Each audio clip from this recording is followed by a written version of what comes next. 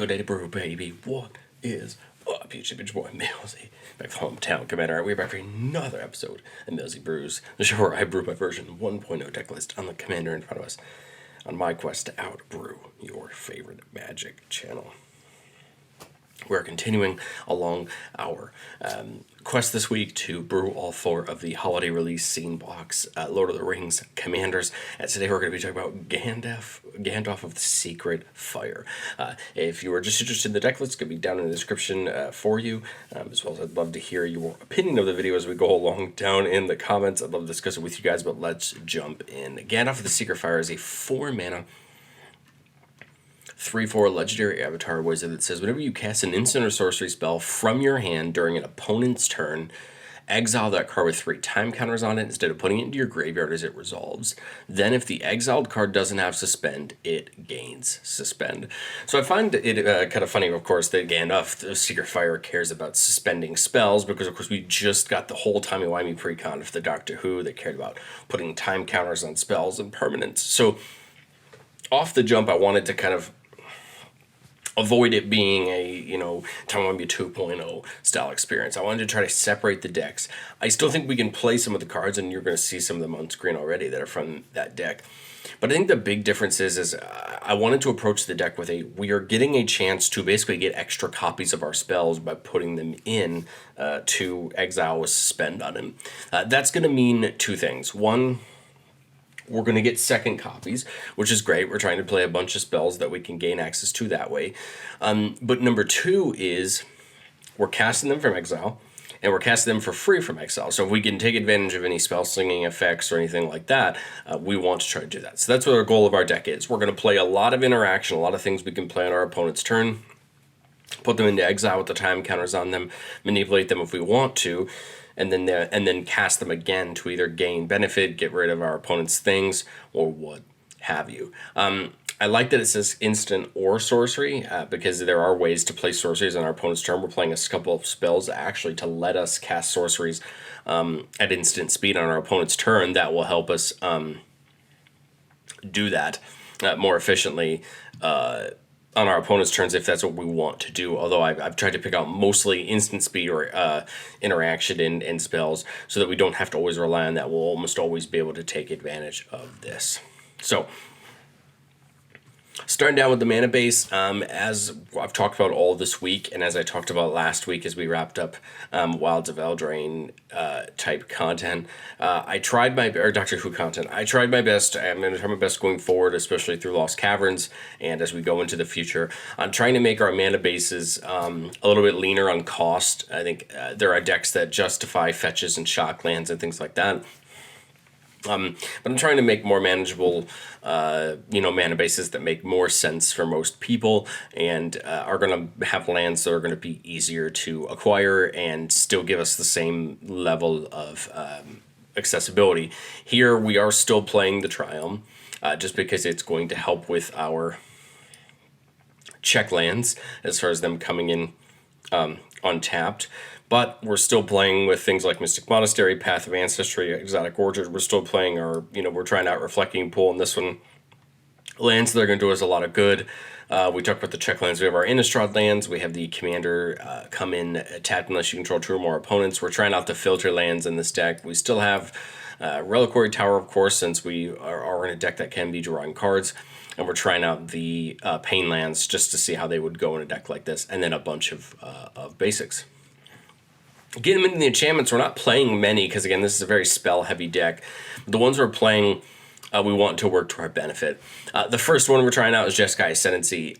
On the surface, it may not make a ton of sense because whenever we cast a non-creature spell, it says creatures we control get +1/+1 until the turn and untap. And you may think, oh, well, we're playing our instance on our opponent's turn and that'll untap them to be able to block. And I think that's part of it. But the other part of it is, remember that when we're putting these spells into exile with Suspend and counters on them, they come off at the start of our turn. And then actually Jeskai Suspend will just pump those creatures up for our turn, depending on how many of these spells we have that are casting, and every spell we cast on our turn, which could potentially grow our creatures. And then whenever we cast a non-creature spell, we can draw a card. If we do, we pitch cards, which just allows us to loot as well, which is going to be helpful depending on what's in our hand. Metallurgic Summonings, whenever we cast an instant or sorcery spell, we make an XX construct where X is that spell's mana cost. So this and Shark Typhoon, which does a very similar thing, except Shark Typhoon's for any non-creature spell. This is going to help us build up a board state as we're casting these spells in our opponent's turns. What I like about these is then when they come off of Suspend on our turn, we get to cast them for free, and we'll still get the tokens for both of these cards. Metallurgic Summonings does say 5 mana and exile it. We can return all instant sorceries from our graveyard to our hand, and we activate this only if there's 6 or more artifacts that we control. What's cool about this is, so we put that spell when we cast in our opponent's turn into Suspend with 3 counters on it. When it comes off of Suspend, it goes to our graveyard, so we can still get them back out of our graveyard. And that's what I like about the Summonings, is once we held up enough and we have enough artifact tokens, we can do it. Now, the cool part is all of our mana rocks and stuff, of course, still count as artifacts, so we're going to have, hopefully, a bunch of them laying around. But again, I think this is going to help us create a bigger board state and threaten more damage, as well as just block better. The same thing what we're kind of doing with Lost in the Dam, which is whenever a land enters battlefield under your control from anywhere other than your hand, or you cast a spell from anywhere other than your hand, we make a spawn creature token. And again, all those spells getting cast off of the Suspend are going to get us that token. And then Passionate Archaeologist, commander creatures we own have, whenever you cast a spell from exile, this creature deals damage equal to that spell's mana value to target opponent. So this is just going to hopefully pay off a little bit of when we cast these spells back, we can deal out some damage in the process. As far as our artifacts go, they're almost all mana rocks, and that's just because we want to try to be able to play, of course, multiple spells on our opponent's turns, or play something on our turn and play something on their turn.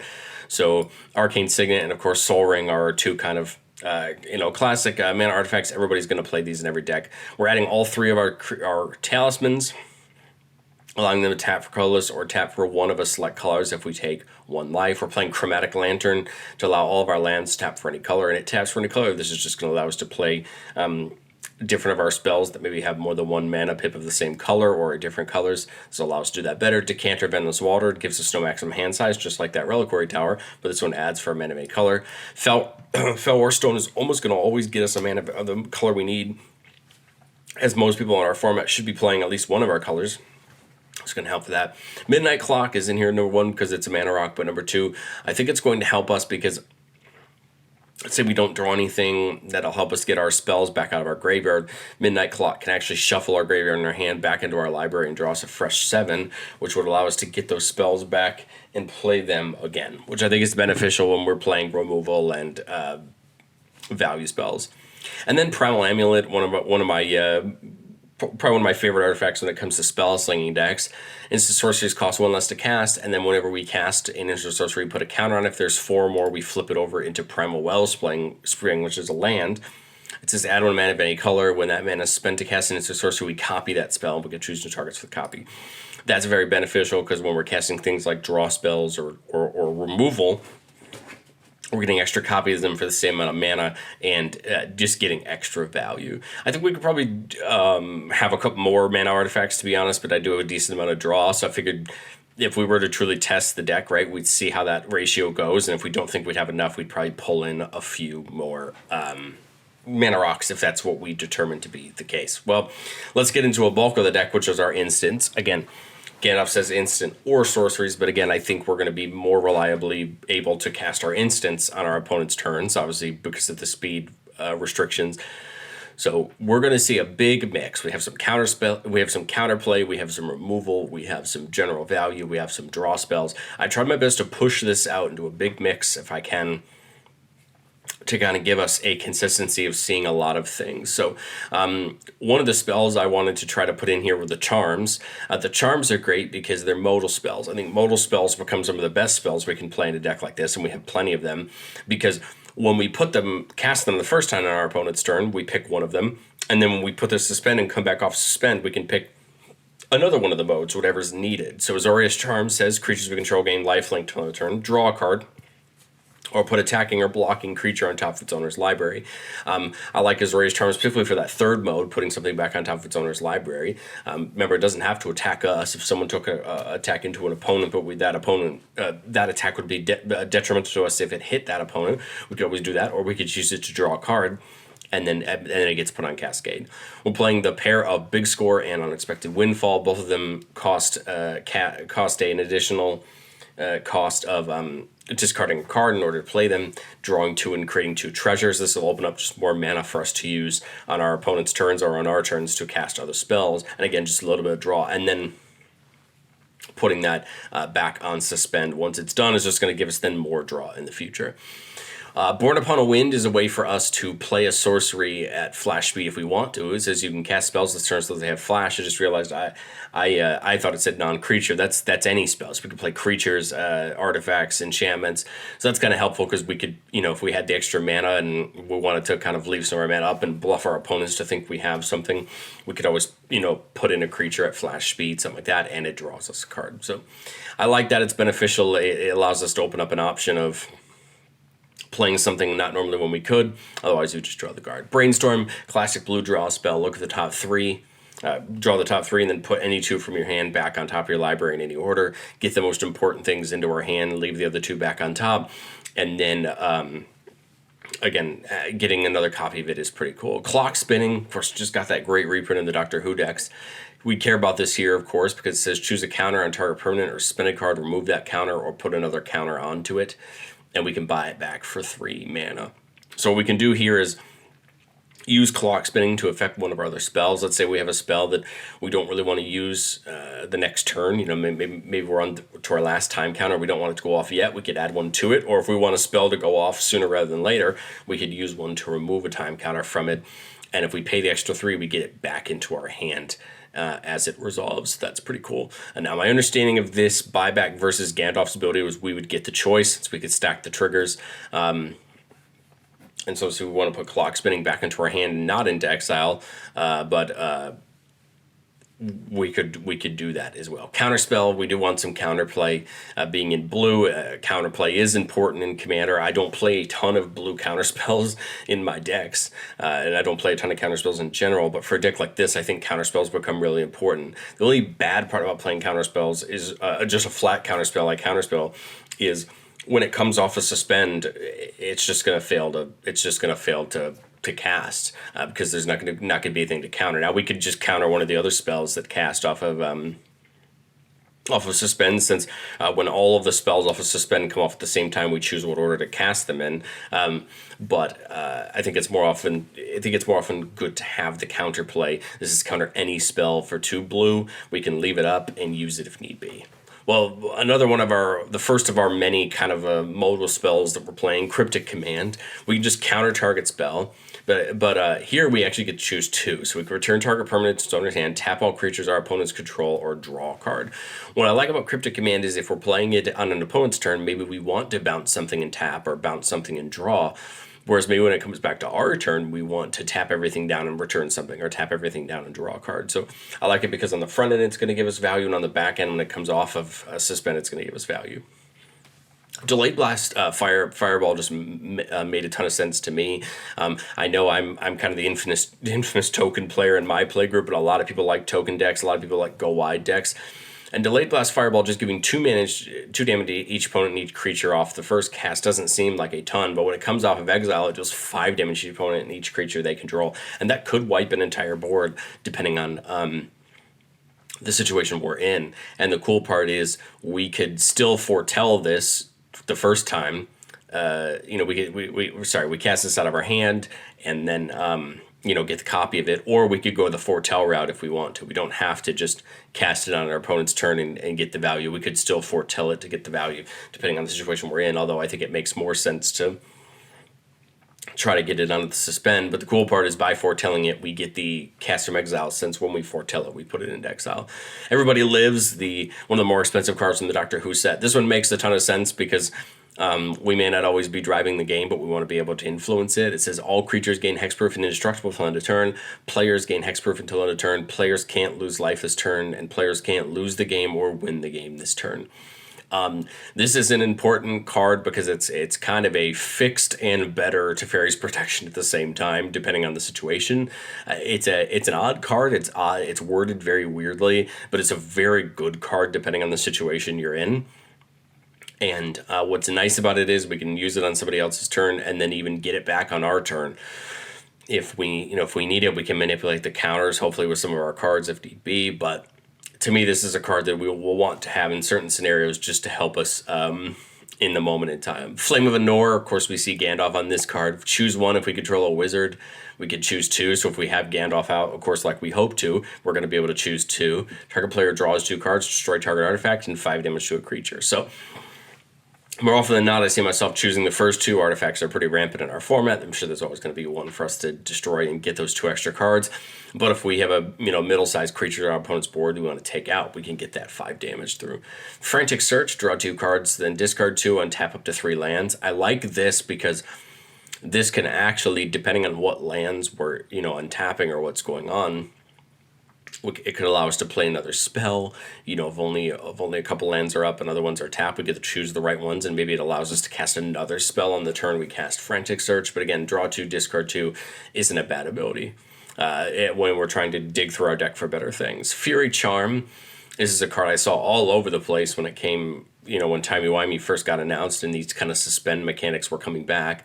So we get to choose one, destroy target artifact, target creature gets +1/+1 and trampled on a turn, or remove 2 time counters from target permanent or suspended card. So again, another example of a good modal card. We have the first 2 abilities if we need them, or the third one just potentially pulls one of our suspended cards off of suspend to cast it. Galadriel's Dismissal. For 1 white, target creature phases out, but if we pay the extra 2 and a white for the kicker, each creature target player controls phases out instead. This one's kind of interesting. I mean, we could do it on ourselves to protect Gandalf if we wanted to, or a whole board. We could stop somebody from comboing off by phasing one of their creatures out. I think this one's kind of interesting, and it just allows us to have some different scenarios where we can utilize it. Galvanic Iteration, when we cast our next instant or sorcery, we copy it, choosing targets for the copy, and we can flash this one back from the graveyard. This is just helpful because depending on what we're going to cast, a second copy could be pretty useful in the moment. And that way we can take advantage of getting a copy. And then I said, my understanding of whenever you pull all this, your counters off of your suspended cards, all of the ones that have down to 0 get cast at the same time, but you get to choose the order which you put them on the stack, which means Galvanic Iteration could be very helpful when they all come off the stack. Generous Gift for a little bit of removal. We don't want just creature removal, we want permanent removal as well, because of course not everything in our format is a creature, and Generous Gift does a great job at hitting anything. Creatures, artifacts, enchantments, lands. It hits almost everything, and it just gives them an elephant for their trouble. Is it Charm? Another of our charms, again, another one of these modal spells. Counter target non-creature spell unless its controller pays 2 damage to a creature, or draw 2, discard 2. So again, more often than not, we're probably going to use it on our opponent's turn as that counter spell, or the little bit of damage, and then back on our turn, maybe we use it to draw 2, discard 2, or deal, some damage if need be. Jeskai Charm, another one of our charms, and the one that I was the most interested in, just because just like Azorius Charm, it has some kind of fun modes to it. The top one, put target creature on top of its owner's library. The middle one, 4 damage, target opponent or planeswalker. And then the bottom one, creatures we control get +1/+1 and lifelink until end of turn. The lifelink could be more important than we think it does. If we have lots of creatures, we get all these tokens out. Maybe we take a turn where we attack, get all of our creatures lifelink, and and buff up our get our kind of life bolstered up that way. Or maybe we have a turn where we need to block, and we Jeskai Charm to just gain some life, but back as we're blocking. I think there's a lot of options, but again, a good modal spell for good modes when we're casting it, and then good modes when we're getting it back off suspend. Mystic Confluence, 5 mana, so a little bit more expensive than some of the other modal spells we have, but it's because we get to choose 3, and we can choose the same mode more than once. Counter target spell unless its opponent... Target counter spell unless its owner, controller, pays 3, return target creature to its owner's hand, and draw a card. So we can just 5 mana bounce 3 creatures back to their hand. We could counter a spell and do the other things. This is what makes these high mana modal spells so darn good. Mystic Confluence was the highest mana one I chose. I really thought about Sublime Epiphany, but I wasn't sure with it being 6 mana, even though it does so many great things on it. I thought Mystic Confluence looked good. It's a little bit less expensive money wise, and it gives us some options as well. Alorian's Searing Light, 4 mana for each opponent exiles a creature with the greatest power among creatures that player controls. And if there are 2 or more instant or sorceries in your graveyard, it deals damage equal to the opponent, equal to the power of the creature they exiled. So this could gonna punish those big decks and be okay against the littler decks. But again, when we cast it, the opponent does that, and then back when it comes off suspend, it does that. So good removal, and it's exile removal. That's what I like. And the player chooses it. The player's doing it, not us. So this is going to get around hexproof. And this is going to get around Shroud. This is going to get around Indestructible. This is going to get around, those types of things because we're not targeting it. The opponent itself is doing it. Path to Exile and Swords, of course, our classic exile target creature. Path to Exile gets them the land. Swords to Plowshares gains them life equal to that creature's power. We're playing both Pongify and Rapid Hybridization, which are both kind of like Generous Gift, but only for a creature. They both destroy target creature for 1 blue mana. Pongify gives them an ape. Rapid Hybrid gives them a frog lizard token. So again, 1 mana removal to take out a creature. It's important. And thankfully, Rapid Hybrid just got that reprint, so it's going to come down in price. But again, these are the things we can keep 1 blue mana up. Maybe make our opponents think we have a counter spell, and then just hit out some cheap removal. Press the Enemy seems like a really fun card. This one has me intrigued. It says return target spell or non-land permanent an opponent controls to its owner's hand. You may cast an instant or sorcery from your hand with equal or less a mana value without paying its mana cost. So Press the Enemy could technically allow us to bounce someone's spell or creature back to their hand and get another cast in the same turn for free to get extra value. Seems like an interesting card. I mean, it's 4 mana. Seems like we have to pick the right situations for it. But again, I still like it, and we do have some important cards that we want to play. So I think it's still worth putting in and trying out to see where we could fit it. Prismari Command, we get to choose 2 damage to any target, draw 2, discard 2. Treasure token and destroy target artifact. Again, just like I've said for every other modal card, what we pick when we cast it may be very different from what we pick when we get it back off of suspend, but it's a very good card, especially destroying that artifact if need be, getting a treasure if we want it, doing the looting if we want it. I like it. If we have a hand that has way too many lands, we pitch the lands for more spells. There's so many ways to take advantage of the draw 2, discard 2, depending on how big your hand is. Quick study just to draw 2 cards. Yes, there are probably better instant speed draw spells than this, but it was cheap. It was very recent in Wilds of Eldraine. And again, sometimes you just want some quick and dirty draw spells to get your cards into your hand. Reality Shift for some exile removal, and then its controller manifests top card library, so they put it face down as a 2/2. We don't want to just destroy creatures. Sometimes you want to exile them as well, because obviously if you destroy a creature and it hits the graveyard, it might have an ability that you could utilize, or maybe your opponent's playing reanimation spells.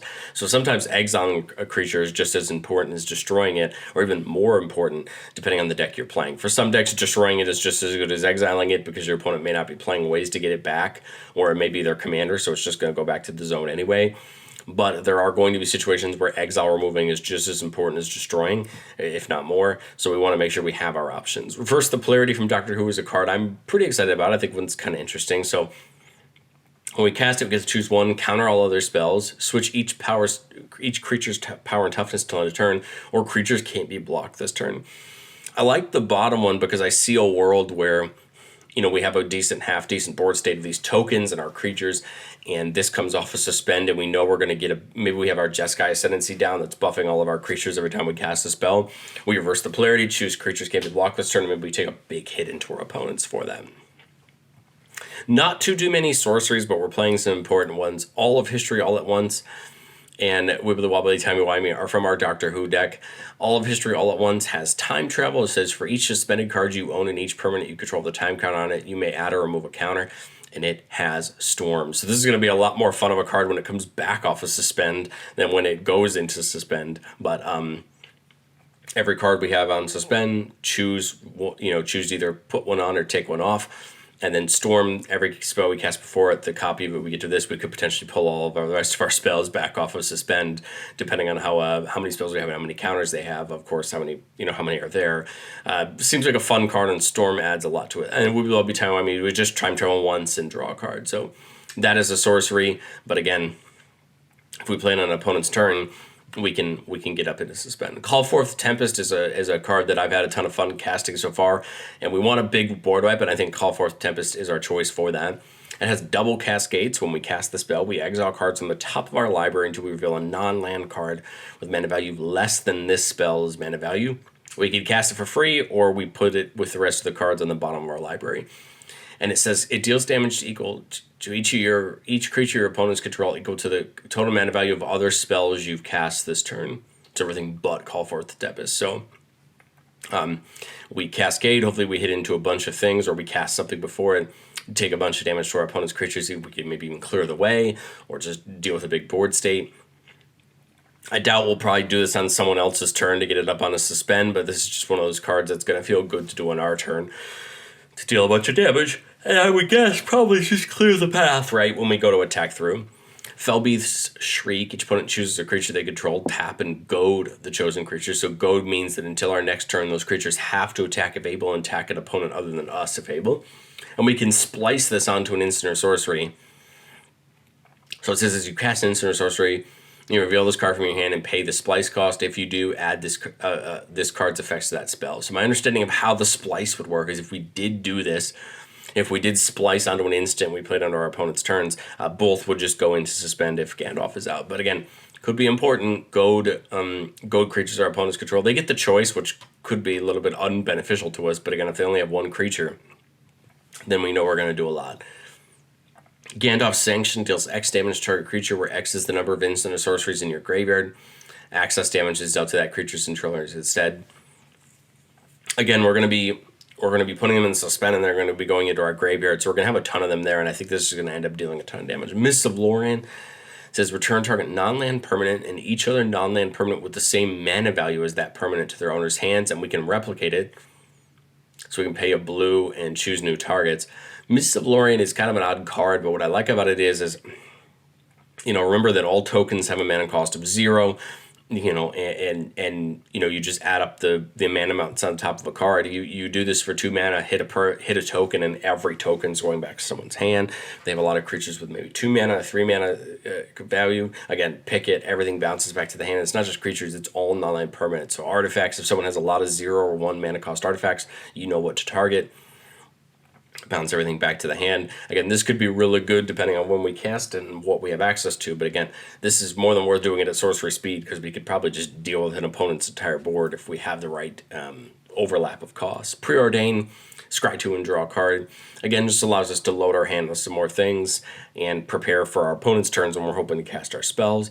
Tasha's Hideous Laughter is one of my favorite ways to mess with my opponents just a little bit. Each opponent exiles cards from the top of their library until they exile 20 or more total mana value of cards. If we have any way to copy this, which I'm not playing a ton of, but we do have some, it gets pretty darn nasty. But again, it just plays with your opponents, gets rid of some of their cards, and that is an exile. It's mill into exile, so they're not getting those cards back, and that makes it even better. If we do have a way to find sorcery speed with something like Born Upon a Wind, we could put this, of course, on our opponent's turns as well. Getting into the creatures, and this is where we see a little bit more of that Timey-Wimey deck coming through, but we're trying out both the Gandalfs here. Gandalf, 2 of the 3 Gandalfs. Gandalf the Grey, or is it Gandalf? Whenever you cast instant or sorcery, we could choose one that hasn't been chosen. Tap or untap a target permanent, 3 damage to each opponent. Copy that spell, instant sorcery spell, or put it on top of its owner's library. So this is kind of fun because depending on what we're doing, we can take advantage of its abilities, and then once we use them all, it goes back on the top, we can play it again and use it again. Well, Gandalf gives us a way to cast our sorceries as though they had flash, so we can do those on our opponent's turn, and then whenever the ring tempts us, if we choose a creature other than Gandalf, we draw a card. I'm not playing really any ways for the ring to tempt us. I mean, it's mainly in here for just that being able to play sorceries at flash speed. Kate Stewart, one of our Doctor Who cards, whenever we put 1 or more time counters on a permanent we control, we get a white soldier token. I just realized that said permanent we control. Okay, so I gotta fix that because I read spell and not permanent, and I'm realizing that Kate Stewart is not gonna do what I intended it to do. So here's what we're gonna do. We're going to pull a card I was going to put 3 mana Teferi back in, and we'll talk about that when we get up to the Planeswalkers. Kaikar, there we go. Kaikar Wind's Fury, a way to make some tokens for us. When we cast a non-creature spell, we make a spirit creature token with flying, and then we can sacrifice a spirit to make red mana. Kaikar is a classic Jeskai commander in their own right, and just going to help us gum up our board as we're casting our spells. Monastery Mentor, whenever we cast a non-creature spell, we make a 1/1 monk with prowess, and prowess says whenever we cast a non-creature spell, this creature gets +1/+1 till end of turn. So we make a board that can get bigger the more things we cast, and again, gum up our board with these tokens that we can hopefully attack our opponents with. Narset, Enlightened Exile. Creatures we control have prowess, so they're going to get bigger the more we cast. And then whenever it attacks, we exile a non-creature, non-land card with mana value less than her power from our graveyard and copy it. You can cast it without paying its mana cost. I like Narset because, one, it's going to allow us to play the things that went back into our graveyard again. But two, it's not just our graveyard, it's anyone's graveyard. And I think this is going to become important. It gives us another option for getting value back out of our spells. Like if someone takes out Gandalf, but we still need to play one of these instants, on our opponent's turn, our set will still allow us to get it back and still be able to use it to our benefit. And with her having prowess, we cast a spell or two on our turn. She's then up to 5 or 6, and that's going to allow us to hit more spells in our graveyard. Rose Tyler gets +1/+1 for each time counter on it. It says whenever she attacks, put a time counter on it for each suspended card you own and each other permanent you control the time counter on it. So on our turn, hopefully we have a bunch of those suspended cards that we just casted the last turn or still have counters on them. Rose is going to get bigger and bigger and present a threat to our opponent. Stormkiln Artist. Whenever we cast or copy an instant or sorcery, you create a treasure, and it's going to get a buff for all of our treasures. But again, the treasures just allow us to cast more spells, have more mana.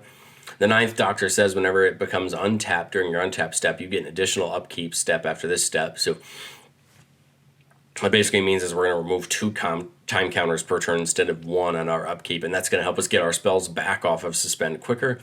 The 10th Doctor, who is paired with Rose Tyler in the Time-Wemby deck, says whenever you attack, we exile cards from the top of our library until we exile a non-land card. We put 3 time counters on it, and it gains Suspend.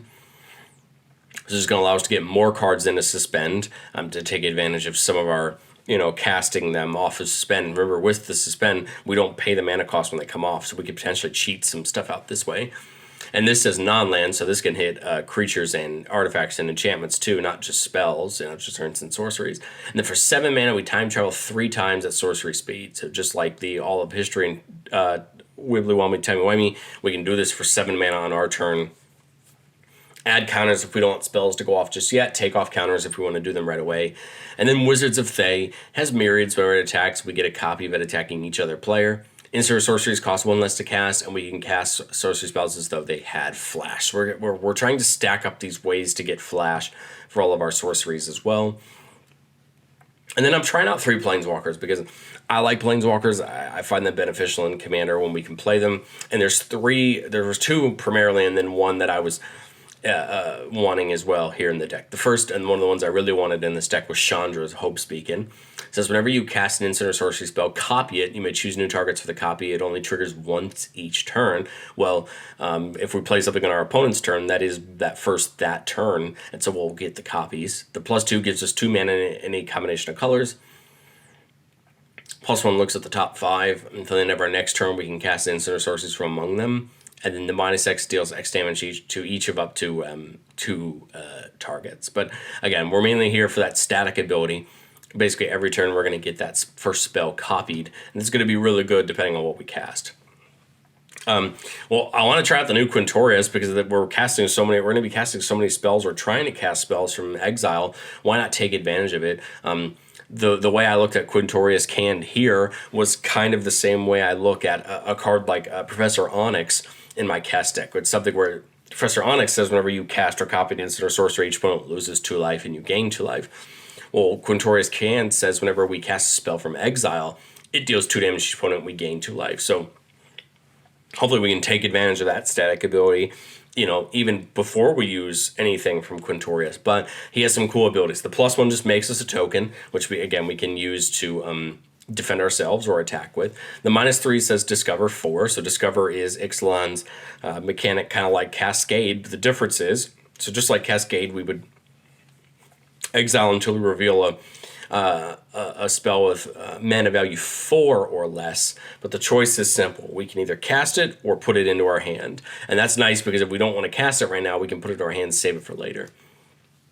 And the -6 says exile any number of target cards from your graveyard, add a red for each of them. You may play those cards this turn. So get a little bit extra mana, play him from exile, and continue to activate his abilities. I really like Quintorius. It might be a trap, but I like it, and I think it's worth trying. And then Teferi Time Raveler is a card that's going to do two primary things for us. One, it says each opponent can cast spells only anytime they can cast a sorcery. This is going to stop most people from interacting with us, hopefully, except on their turn.